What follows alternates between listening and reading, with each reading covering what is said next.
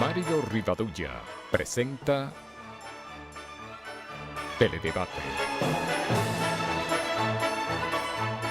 con Ramón Reyes, Alex Jiménez y Dilenia Cruz.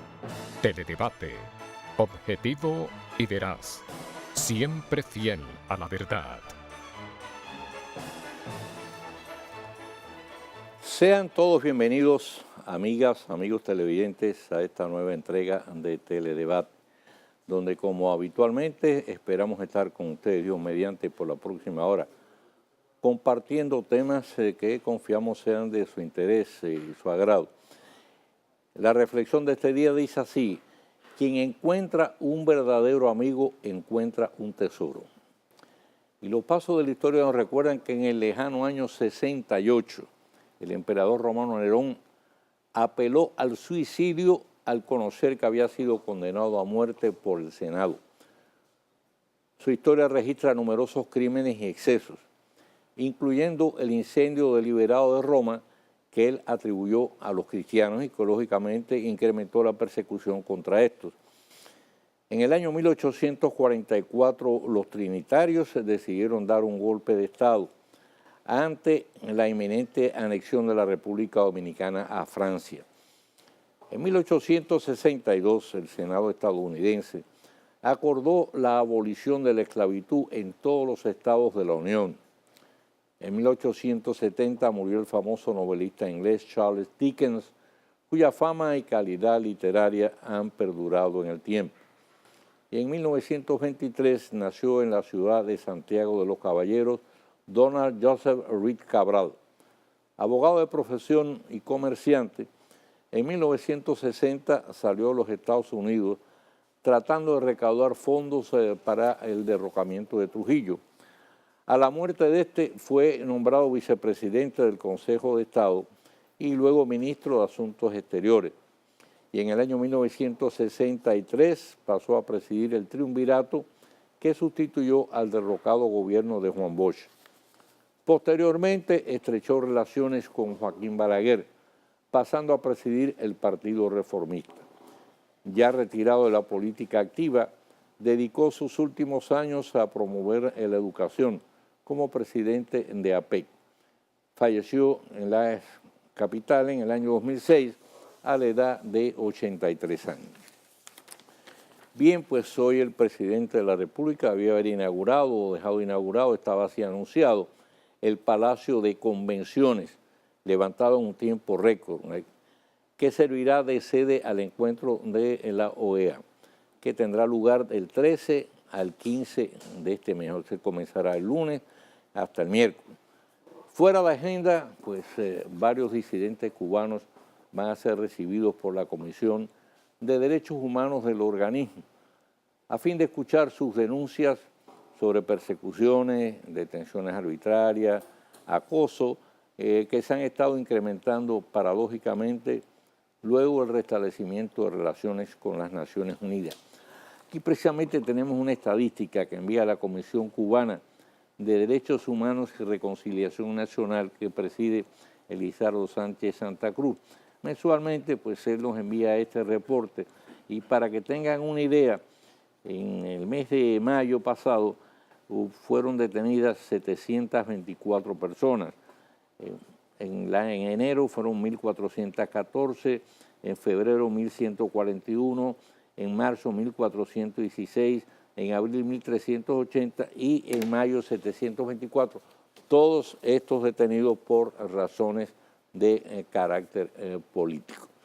Así que ese es el informe que rendirán pues, estos disidentes a la Comisión de Derechos Humanos de la OEA. Y un punto importante, el que preside la Comisión esta cubana de Derechos Humanos y Reconciliación Nacional, que esta comisión está en Cuba, Elizardo Sánchez Santa Cruz, es un comunista, de ideología comunista, pero un comunista al estilo de Alexander Dubček, aquel líder checoslovaco que quiso darle al régimen comunista entonces lo que ha llamado el rostro humano. Cayó en desgracia y prácticamente lo degradaron al punto que terminó de obrero en una fábrica y se disolvió, su nombre desapareció prácticamente de la historia. Sánchez Santa Cruz, con quien hemos hablado en distintas ocasiones, él estuvo en 2 oportunidades en el país, tenía una relación de amistad muy estrecha con el fenecido doctor José Francisco Peña Gómez. Es un individuo de convicciones muy firmes y dice, no, yo soy comunista, pero yo estoy en contra de un sistema totalitario que niega los derechos humanos y las libertades fundamentales. Así que es interesante que se deje establecido esto, o sea, que no es un enemigo ideológico del gobierno. Por otro lado, pues hay una serie de expertos y gente relacionada con todo este proceso de la seguridad ciudadana que están señalando, coinciden en señalar que hasta ahora se nota una falta de planes concretos para enfrentar el problema. En ese sentido, pues opina el licenciado Servio Tulio Castaño, que es el vicepresidente ejecutivo de la FINJU, una persona que ha estado trabajando muy de cerca con el Congreso de la República en el tema del proyecto de ley de reforma policial. Lo hemos tenido aquí en 2 o 3 ocasiones. Él ha dado informaciones muy interesantes de todo el trabajo que se ha hecho en ese sentido, acopiando información, han viajado a distintos países para entrevistarse con los jefes policiales de distintas ciudades donde se han logrado altos niveles de seguridad ciudadana para conocer los métodos que se emplean, etcétera. Entonces, en distintas ocasiones él ha estado aquí y ya desde hace meses atrás, antes de las elecciones, bueno, que prácticamente el proyecto de reforma policial debía salir de una vez, de un día para otro, pero hasta ahora todavía permanece en la Cámara. Por otro lado, también el sociólogo César Cuello, el reverendo Jesús Castro Marte, rector de la Universidad Católica de Santo Domingo. O sea, todos ellos han opinado en esa misma dirección, es decir, que no se nota que haya un plan específico, un plan concreto, una estrategia adecuada y consistente para enfrentar el tema de la delincuencia. Por otro lado, pues también mucha gente ha opinado que no observan esa vigilancia en la calle. El jefe de la policía había dicho que se iba a reforzar en este caso el patrullaje, porque siempre la presencia policial en las vías públicas viene a ser una especie de disuasivo de la delincuencia. Pero dicen, la mayoría de la gente que se han sido entrevistados dice, bueno, ¿por dónde están esos policías? No se ven por ningún lado.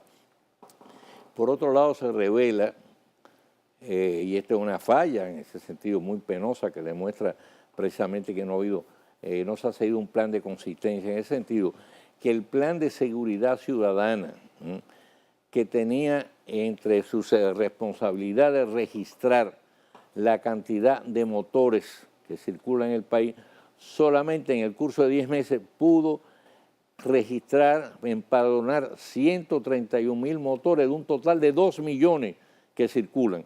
Y eso fue por falta de fondos. Y cada día pues es más notorio la cantidad de delitos que se cometen precisamente utilizando esa vía motorizada. A Manolo Mañón le acaban de asesinar ayer en un tramo de las Américas al resistirse a ser atracado por 2 delincuentes que también iban a un motor, recibió un balazo en la cabeza. El comerciante José Enrique Tavera fue asesinado por 2 individuos en su negocio en presencia de su hijo. Estos son los últimos hechos criminales de las precedentes 24 o 48 horas. Hacemos la pausa y regresamos.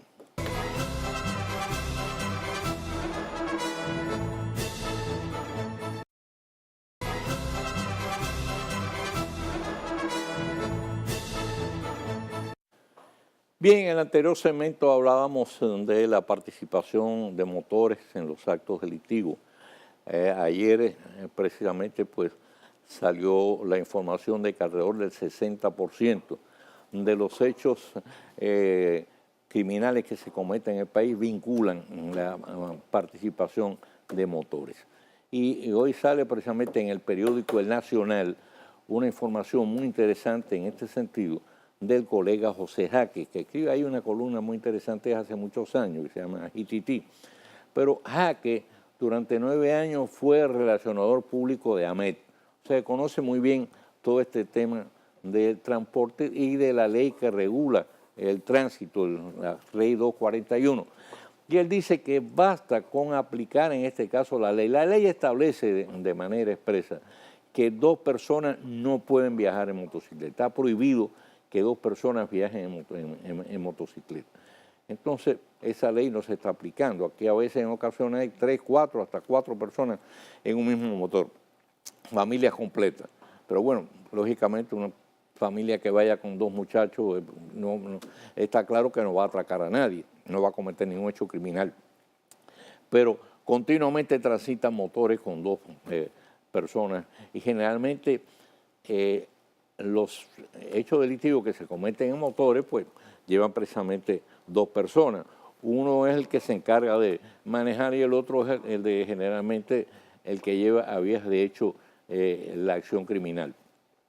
Entonces, Jaque, por otro lado, se lamenta de que se le otorguen, en este caso, licencias o matrículas a motoconchistas sin que estos presenten siquiera la debida documentación. Claro, hay un caso especial y es de los motoconchistas que se ganan la vida en esa actividad y, lógicamente, tienen que llevar algún pasajero.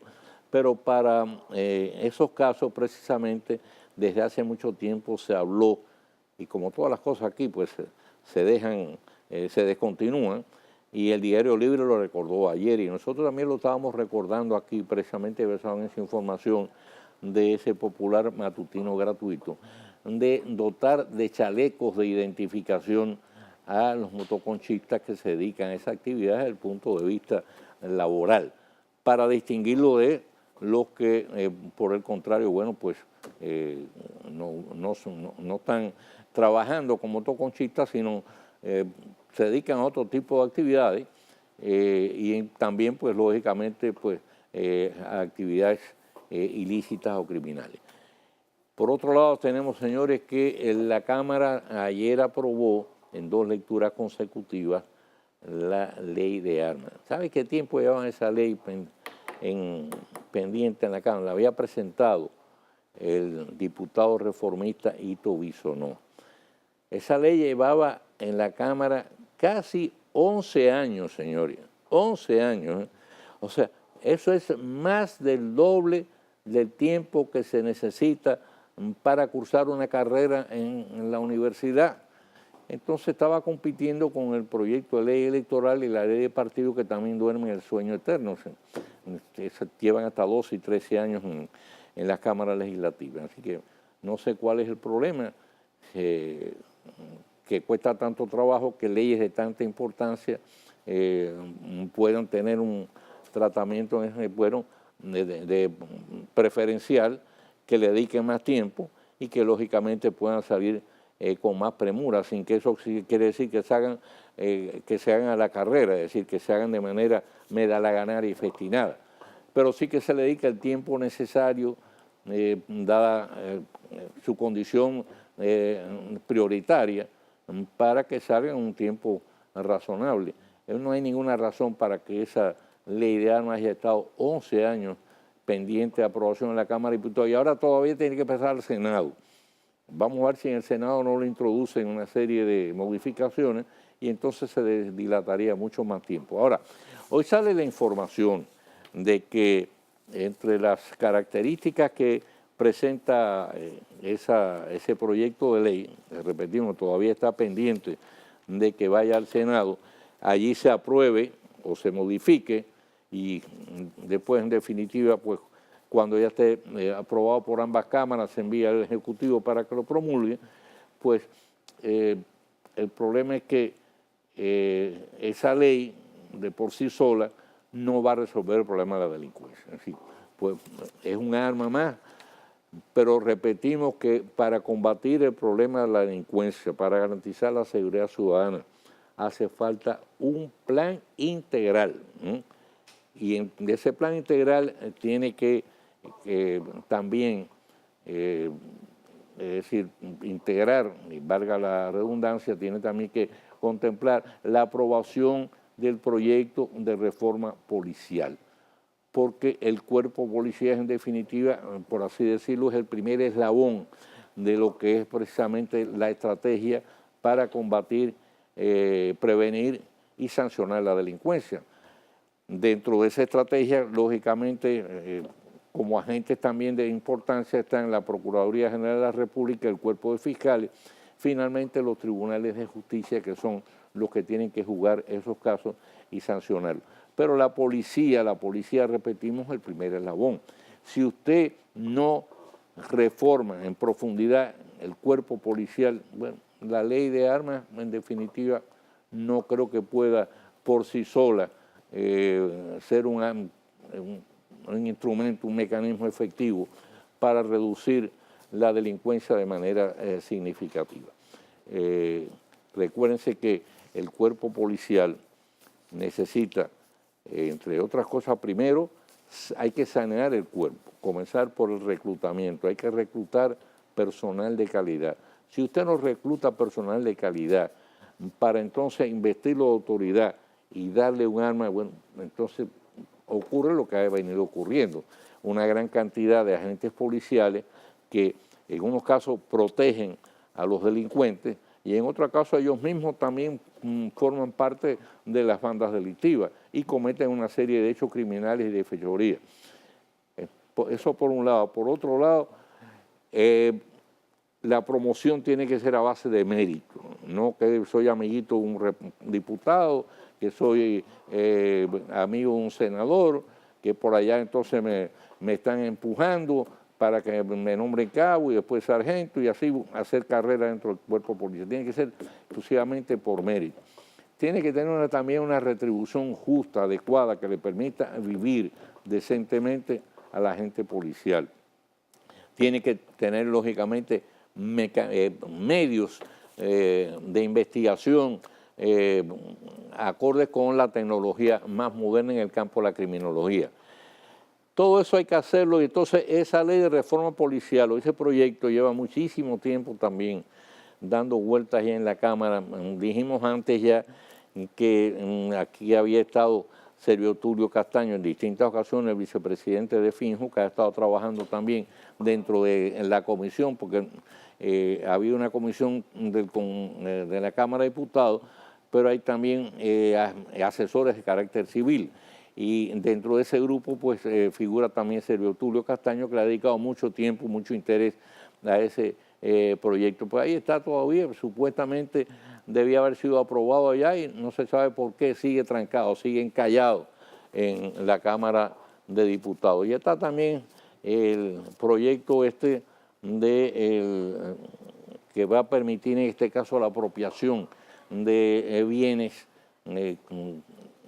incautados a los narcotraficantes, a los individuos vinculados al crimen organizado, aunque sean juzgados fuera de aquí, en los Estados Unidos, por ejemplo, y lleguen a arreglo con los fiscales allá, con los tribunales norteamericanos, que, como ha ocurrido en los casos de Quirino, de Toño Leña y de otros, pues le permitan seguir disfrutando de todo parte de sus bienes. Entonces, con este proyecto de ley que está pendiente también en la Cámara, eso facilitaría que, independientemente de los arreglos que puedan hacer por allá, las autoridades nuestras puedan, en este caso, incautarse de los bienes que tengan aquí, porque son bienes ligados al crimen organizado, al narcotráfico, son fruto del delito. Vamos a hacer una pausa y regresamos.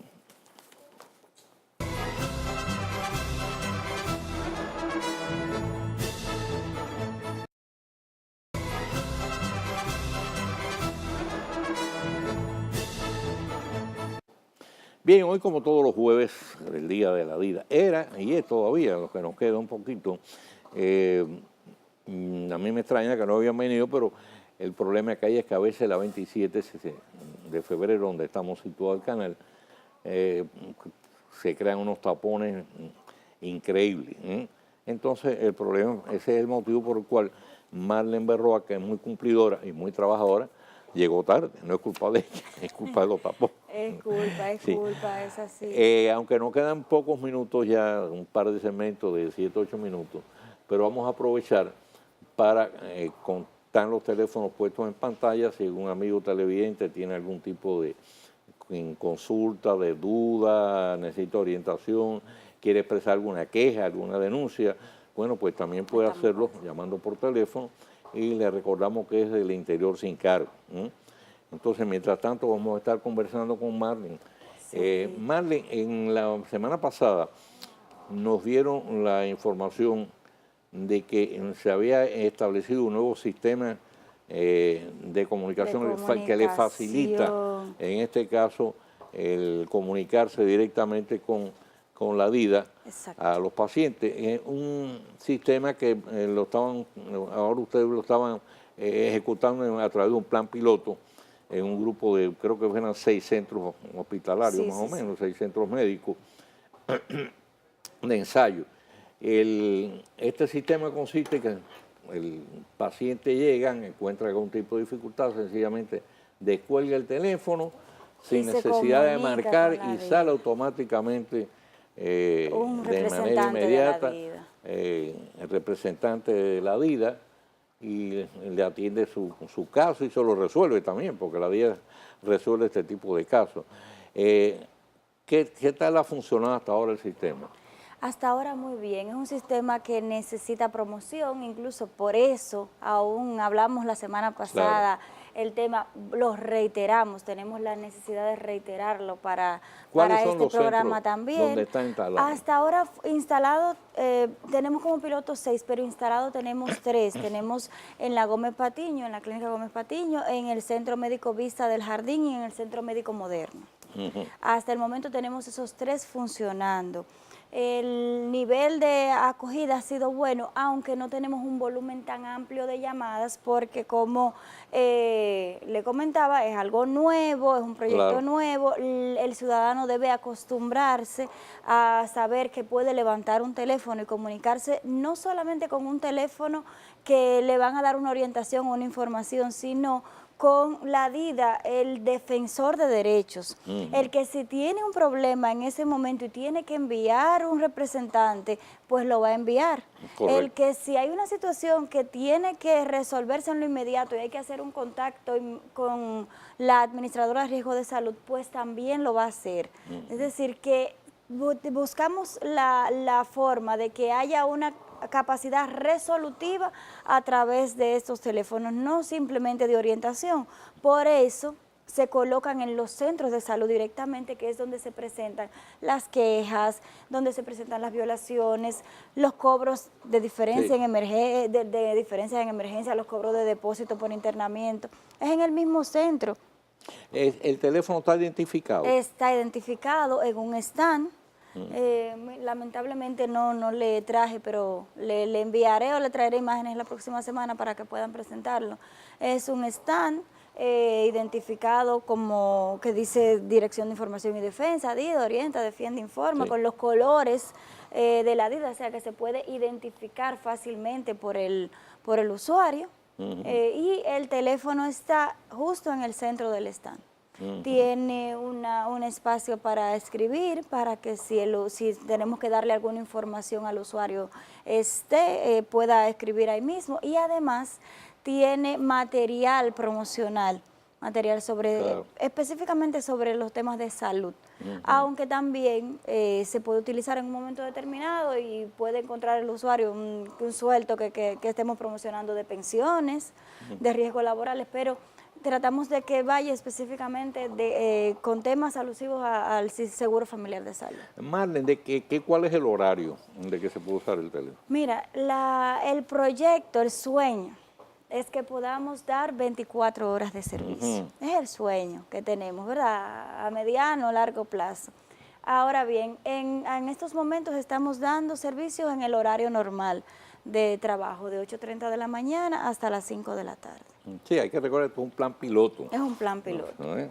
O sea que es un plan que se hace precisamente para ver la respuesta que hay del público en este caso, y entonces cómo funciona, Exacto. y cualquier fallo que se pueda detectar se pueda corregir a Se tiempo. detecta y se corrige. Sí. Entonces, la idea es cubrir todos los centros hospitalarios de aquí de la capital. Los centros hospitalarios de mayor afluencia de pacientes. Ujú. No así, no podemos decir los principales, No, ¿verdad? claro. Porque todos son importantes, pero los de mayor afluencia, donde se detecta en principio que va más gente, pero también hay otro factor que tomamos en cuenta, que es de los centros donde recibimos mayor cantidad de denuncias, o sea, para los cuales tenemos que dar más asistencia, porque los usuarios vienen y nos dicen, mira, fui a este centro y me pasó, o no me pasó, o me cobraron. Entonces, esos centros que tienen una mayor cantidad de quejas, de denuncias, también estamos por ahí. Pero en principio es los centros de mayor afluencia de pacientes. O sea que ustedes en la vida tienen el registro, por ejemplo, de los centros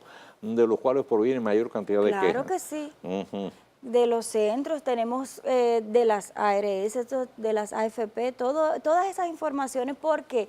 Porque cuando el usuario hace la reclamación, cuando el usuario presenta la queja, pues nosotros tenemos que saber quién afectó el beneficio, quién afectó el derecho, y eso se lleva en un sistema de información.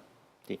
La mayor cantidad de quejas sigue siendo de aquellas personas que van, por ejemplo, en emergencia a un centro y le quieren cobrar. En emergencia, las personas que no tienen cobertura por un procedimiento o por un medicamento, de los que están, de que no esté contenido en el plan de servicio de salud, o que esté contenido pero que cuando hace la solicitud del servicio no se le entrega a tiempo, pues esas son las mayores reclamaciones, las mayores quejas.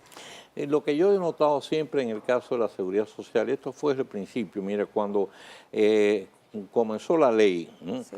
Nos convocaron un grupo de periodistas muy reducido, como nosotros tuvimos la oportunidad también de participar de ese grupo, para pedirnos opinión en ese sentido. Y dijimos, bueno, un proyecto de esta naturaleza necesita mucha promoción. Así es. Porque los afiliados tienen que conocer cuáles son sus deberes, cuáles son sus derechos. Y siempre hemos notado como ese tipo de falla. Sí, como así que es. yo, por ejemplo, creo que si se hiciera una encuesta, se debe encontrar que la mayoría de los afiliados a la seguridad social ignoran cuáles son sus derechos. Muchos de ellos inclusive no saben si están afiliados o no. Trabajan en un centro y bueno, no se preocupan ni ocupan de, bueno, me retienen la parte de la contribución que tengo que hacer como trabajador, tanto para el área de pensiones como para el área de salud. Pero ignoran, por ejemplo, bueno, ¿y qué hago yo con esto? Como si mañana tengo un problema de salud, ¿a dónde me dirijo? Entonces este dinero que me están reteniendo, la empresa lo está cotizando para mantener al día la seguridad social. Sí. Porque yo recuerdo que hace algún tiempo inclusive quedaron una especie de amnistía para miles de empresas que retenían el dinero de los trabajadores y sin embargo no cotizaban a la seguridad social. En el año 2009 sí. se dio una amnistía mediante la ley 17709 que condonó las deudas de los empleadores desde el año 2003 al 2009, a junio del 2009, los empleadores morosos. Incluso para algunos empleados hacer las solicitudes que les corresponde ya de pensiones. Por ejemplo, hoy recibimos un caso de un empleado de un ayuntamiento que fue a solicitar al Ministerio de Hacienda una solicitud de una pensión por vejez, y le dijeron que no le aparecían las cotizaciones de la institución para la cual trabajaba del 2003 en adelante, o sea que se registran cotizaciones a partir del 2009, por lo tanto le enviaron a buscar una certificación para saber si esa empresa, si ese ayuntamiento se acogió a la amnistía. O sea que hasta ese punto afectó esa amnistía. Con respecto del nivel de conocimiento de los usuarios, usted sabe qué es la DIDA, usted conoce nuestra institución. Nosotros estamos tratando de llevar información a través de todos los medios posibles. Marlene, vamos a hacer una pausa y cuando regresemos vamos a hablar de ese tema que es muy importante. Sí, sí, sí.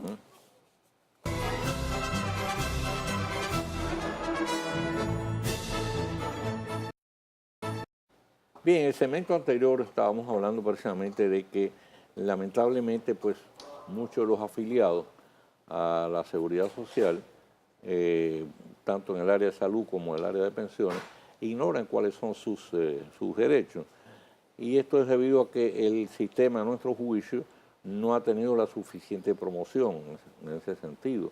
Entonces, la DIDA ha hecho lo más que ha podido con un presupuesto mínimo, porque en la DIDA, señores, se trabaja prácticamente a mano pelada. Prácticamente. Si le digo cuánto, no me atrevo ni a decir cuánto es el presupuesto que tienen para divulgación, porque me da hasta pena, se me cae la cara de vergüenza.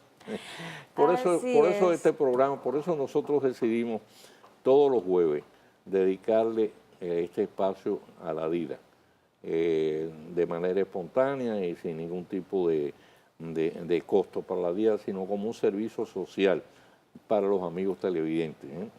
Y bueno, hasta ahora, gracias a Dios, hoy no, porque como ha sido irregular el programa, pero normalmente todas las semanas pues recibimos varias llamadas aquí de personas que piden orientación, hacen denuncias, expresan quejas, y siempre tenemos aquí a los representantes de la DIDA que satisfacen todas esas inquietudes. Así es. Y además de eso, pues también cuando es necesario le dicen, bueno, vaya a la DIDA o comuníquese con nosotros para nosotros encargarnos de su caso. Y eso es lo que hace la DIDA, ¿no? Eso nos satisface. Nosotros, con relación al mismo tema, don Mario, tenemos un as bajo la manga, que es una estrategia que ha favorecido mucho el que podamos llegar a un porcentaje más amplio de la población.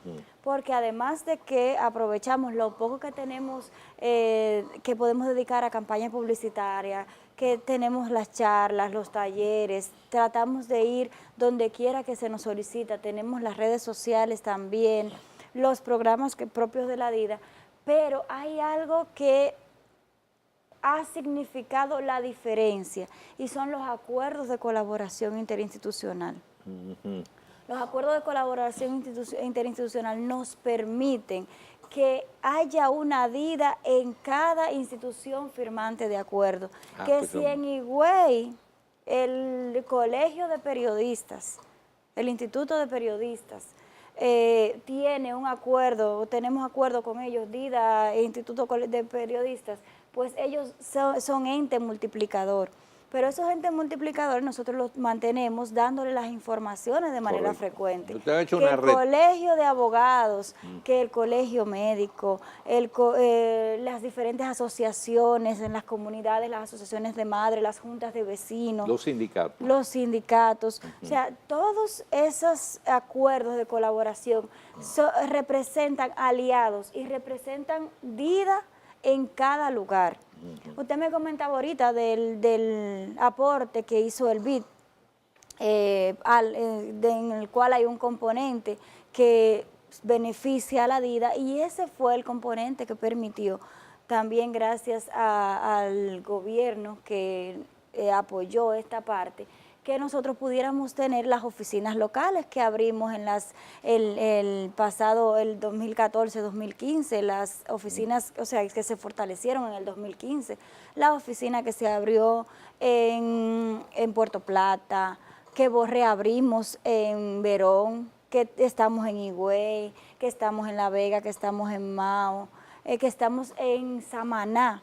Pues fue gracias a esos recursos que pudimos lograr llegar también a comunidades que no tenían acceso de manera regular a la DIDA, más que por nuestra página web, por las redes sociales, por el correo. O sea, llevar de manera presencial, pero también las unidades que tenemos, que ya hemos manejado aquí en varias ocasiones en los centros de salud, las unidades de atención, también permiten que nos acerquemos a la DIDA, porque aunque estamos allá para dar defensoría, estamos en las unidades para cuando el afiliado tiene una situación, tiene un problema, si se acerca una persona a hacer una pregunta, si tiene una inquietud sobre cualquier otro tema, también el representante se encarga de canalizar esa inquietud.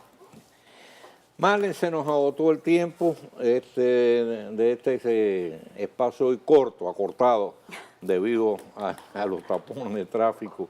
Pero recuerden que todos los jueves son los jueves de la DIDA en Teledebate. Los teléfonos siempre van a estar en pantalla, podrán llamar desde el interior sin cargo, presentar cualquier tipo de inquietud, queja, denuncia, pedir información, orientación. Para eso está la DIDA y para eso estamos nosotros también. Marlene, muchísimas gracias. Amigos televidentes, se esperan un momento más. Volvemos con el tiro rápido, Dios.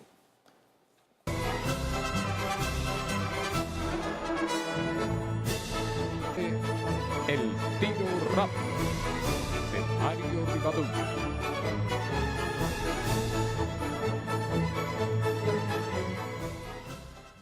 Ayer la Cámara de Diputados ratificó los términos del tratado de extradición suscrito entre nuestro país y los Estados Unidos en enero del pasado año. El mismo vendrá a sustituir la normativa vigente que databa del año 1910, o sea que tenía más de un siglo de antigüedad. La aprobación cameral ha sido acogida por el Procurador General de la República como un paso positivo en la acción coordinada de ambos países que, según afirma, permitirá hacer más efectiva la aplicación de la ley, además de incorporar nuevas modalidades delictivas asociadas a la alta tecnología y las que caen en el campo del terrorismo y el sicariato. Sería ideal que fuese así y poder compartir las positivas esperanzas que en este sentido abriga el Procurador General de la República. Lo cierto, sin embargo, es que las experiencias acumuladas hasta ahora han sido bastante negativas, con el mecanismo de extradición funcionando en una sola dirección, de aquí hacia los Estados Unidos. Acá no recibimos extraditados, solo en un extraño gesto de compensación nos envían grupos numerosos de dominicanos deportados que han sido condenados por sus tribunales por una variada gama de graves delitos. Esto en su mayoría corresponden a expedientes de narcotráfico, pero también de homicidios y participación en peligrosas bandas criminales. Aunque no necesariamente se convertirán en reincidentes una vez de regreso al país, no existe evidencia de que hayan pasado y completado un proceso de rehabilitación y estén en disposición de reinsertarse en la sociedad como ciudadanos respetuosos de la ley, lo que obliga a una labor de seguimiento que no siempre resulta efectiva. Años atrás, cuando el capo colombiano Pablo Escobar Gaviria comandaba el más poderoso cartel mundial de la droga, el tema de la extradición reclamada por los Estados Unidos se convirtió en motivo de una prolongada y sangrienta guerra interna en el país sudamericano. Esta llevó al asesinato de autoridades policiales, fiscales, jueces, periodistas, congresistas y ministros, un candidato presidencial y otras figuras de gran relieve público, e incluyó actos masivos de terrorismo. La lucha de los extraditables para impedir la aprobación de la ley que los llevaría a enfrentar largas condenas, posiblemente de por vida, en cárceles estadounidenses, llegó al insólito extremo de que el propio Escobar Gaviria ofreció pagar toda la deuda externa de Colombia a cambio de que no se aprobase. Fue una demostración arrogante, además, de la enorme cantidad de recursos generados por el narcotráfico. La percepción que se fijó entonces en la región y se asentó entre nosotros mismos fue de que la extradición garantizaría que al ser juzgado por los tribunales estadounidenses sin ceder a favoritismo, presiones ni compadrazgo, los capos de la droga y los jefes del crimen organizado serían condenados a largas penas de prisión. Esa fue la reacción general en el país cuando se accedió a la extradición de Quirino Paulino. Pero no ha ocurrido así ni en su caso ni en el de otro. Quirino regresó después de cumplir 10 años sin que se conociera de su juicio público, disfrutando gran parte de la fortuna que acumuló, traficando grandes cantidades de droga a los Estados Unidos. Doño Leña, juzgado en Puerto Rico, recibió su condena de 5 años y con sus bienes intactos, con una sonrisa de oreja a oreja. Son solo 2 ejemplos. La práctica prevaleciente en los Estados Unidos es la de hacer arreglos con las autoridades fiscales, que luego son validados por los jueces, intercambiando información por condenas mínimas, hasta reducidas por buena conducta en prisión y el disfrute de los bienes mal habidos. La extradición a la que antes se le huía como el diablo a la cruz es acogida ahora voluntariamente como un premio, maná que cae del cielo. ¿Logrará cambiar tan paradójica manera de aplicar justicia con el nuevo tratado? Muchos no lo creen. Nosotros tampoco. Ojalá estar equivocado. El tiempo dirá. Mañana, Dios mediante, volveremos a estar con ustedes con una nueva entrega de Teledebate. Como siempre, nuestros mejores deseos, mayores bendiciones para todas las amigas y los amigos televidentes. Y recuerden no moverse de frente a sus pantallas para que puedan seguir disfrutando de la programación de este canal.